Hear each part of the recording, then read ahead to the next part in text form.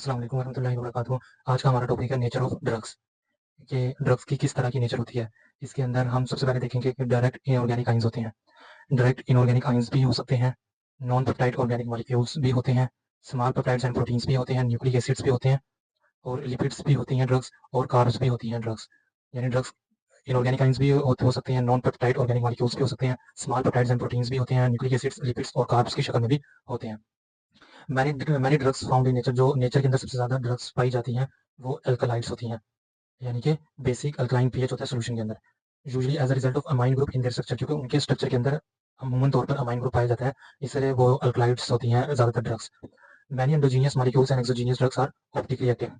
ज़्यादातर endogenous molecules और exogenous drugs हमारे पास ऑप्टिकली एक्टिव होती हैं, यानी कि उसके अंदर एसिमेट्रिक सेंटर्स पाया जाता है, वो ऑप्टिकली एक्टिव होती हैं। ज़्यादा हमारे पास एंडोजीनियस मॉलिक्यूल्स और एक्सोजीनियस ड्रग्स क्या होते हैं, ऑप्टिकली एक्टिव होती हैं, यानी कि उसके अंदर एसिमेट्रिक सेंटर्स पाया जाता है, जिसकी वजह से हम उसको वो अपने आप को इनैंशियोमर्स के सूरत में पेश करते हैं।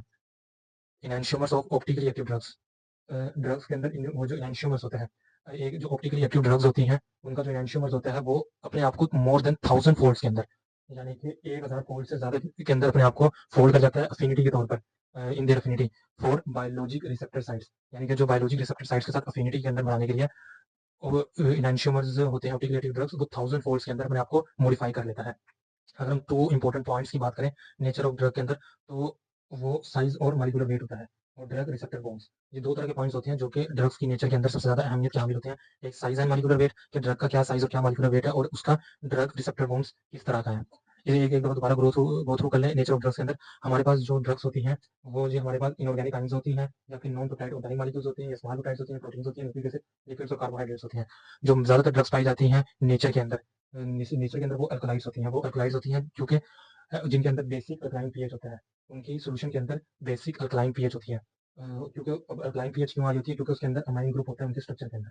ठीक हो गया। मैनी एंडोजीनियस मॉलिक्यूल्स और exogenous drugs are optically active, that is they contain asymmetric centers exist as enantiomers. ज्यादातर एंडोजीनियस मॉलिक्यूल और एक्सोजीनियस ड्रग्स होते हैं वो ऑप्टिकली एक्टिव होते हैं, that is they contain asymmetric centers, जो कि इनैंशियोमर्स की शक्ल में पाए जाते हैं। इनैंशियोमर्स और optically active drugs are more than 1000 folds. जो ऑप्टिकली एक्टिव ड्रग्स के एनेंशियोमर्स होते हैं वो अपने आप को 1000 फोल्ड्स के अंदर तब्दील कर लेते हैं इन देयर अफिनिटी, ताकि वो अफिनिटी पैदा कर सके।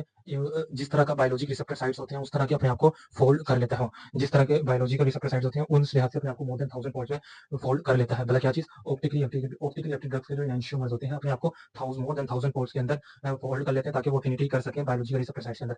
2 points are important in nature of drugs. दो हमारे पास पॉइंट्स होते हैं जो कि इंपॉर्टेंट होते हैं नेचर ऑफ ड्रग्स के अंदर। एक size and molecule and drug receptor bonds of the drug, size और molecular weight of the drug और drug receptor bonds of the drug. यानी 2 पॉइंट्स ऐसे हैं जो कि सबसे ज्यादा अहमियत के हामिल होते हैं। एक size and molecular weight of the drug और दूसरा ड्रग रिसेप्टर का आपस में क्या बॉन्ड है। शुक्रिया।